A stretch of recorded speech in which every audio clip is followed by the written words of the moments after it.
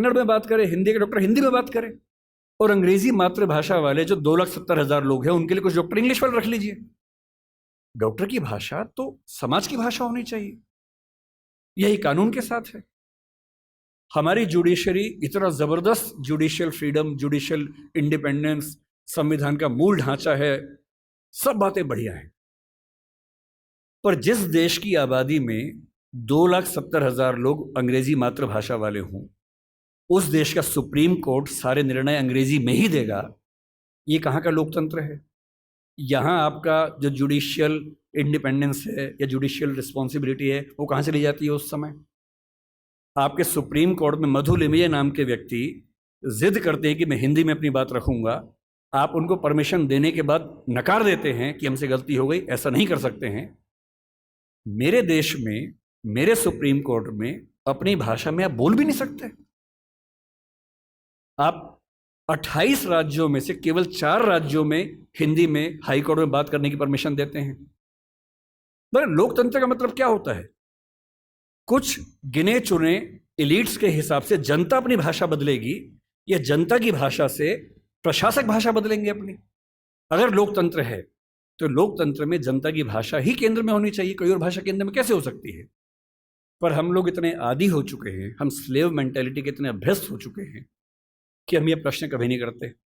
हमारे supreme court के chief justice या कोई जज हिंदी में क्यों नहीं बात कर पाते? और नहीं कर पाते, मैं फिर बार बार कह रहा हूँ, मामला सिर्फ हिंदी का नहीं।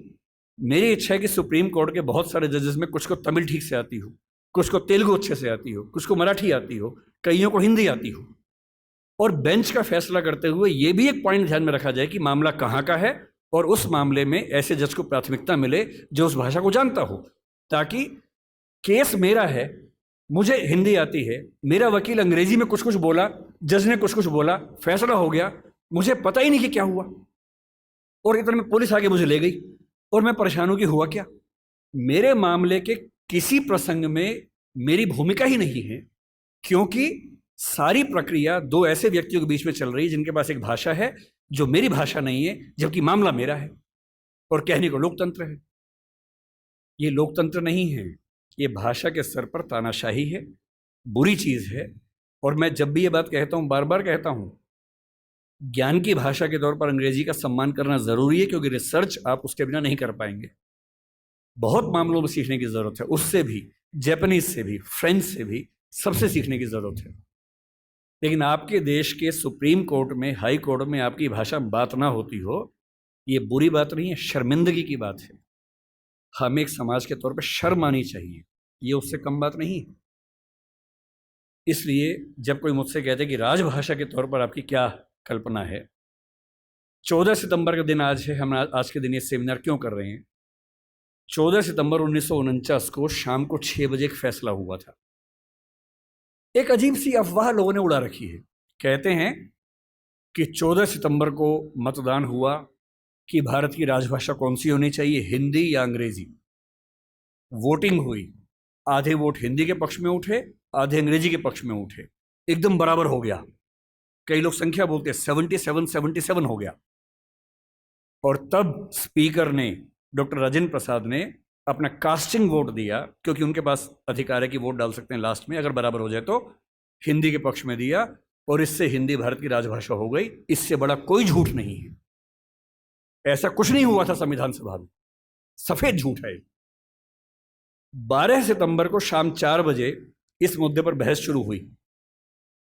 संविधान सभा की डिबेट्स पढ़ के देखिए, 180 पेज की डिबेट है राजभाषा की, 180 पेज, 1-2 पेज का मामला नहीं है।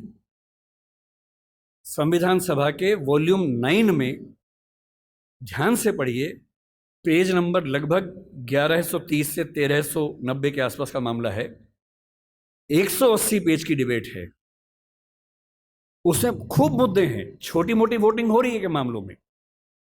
संविधान सभा का बेसिक उसूल था कि अंतिम रूप से वोटिंग नहीं करेंगे, सहमति से काम करेंगे। वोटिंग बीच बीच में होती रही। पहला विवाद यह था कि राजभाषा कौन सी हो, हिंदी हो कि अंग्रेजी हो या हिंदुस्तानी हो। अंग्रेजी पर तो बात थी नहीं, हिंदी या हिंदुस्तानी। महात्मा गांधी हिंदुस्तानी कहते थे, पर 1949 में वो थे नहीं। उनका हिंदुस्तानी का मतलब था हिंदी उर्दू का मिक्सचर, जो देवनागरी और फारसी में लिखी जा सके। दूसरा स्कूल ऑफ थॉट हिंदी की बात करता था। अंत में सहमति बनी हिंदी ही भारत की राजभाषा होगी। राजभाषा यानी सरकारी कामकाज की भाषा। दूसरा सवाल था कि लिपि कौन सी हो, देवनागरी हो। कुछ ने कहा कि देवनागरी और फारसी हो, कि हिंदी को फारसी में भी लिख सके। कुछ ने कहा देवनागरी और रोमन हो, हिंदी को रोमन में जैसे व्हाट्सएप में लिखते हैं वैसे लिख सके। खूब विवाद हुआ, अंत में हुआ कि देवनागरी ही लिपि होगी। तीसरा विवाद यह हुआ कि जो अंक हैं हिंदी वाले, जो 1 से 0 से 9 तक के अंक हैं, वो हम अंग्रेजी के ढांचे में लिखेंगे या हिंदी के ढांचे में लिखेंगे। इस पर मतभेद था सबसे ज्यादा।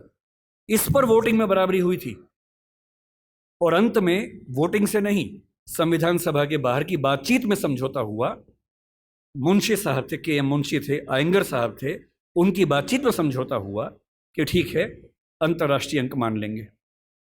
और उसके बाद गहमा गहमी के बाद 2 घंटे की रिसेस के बाद 14 सितंबर शाम 6 बजे आखिरी सेशन इस मामले पर हुआ, 2.5 दिन की बहस के बाद।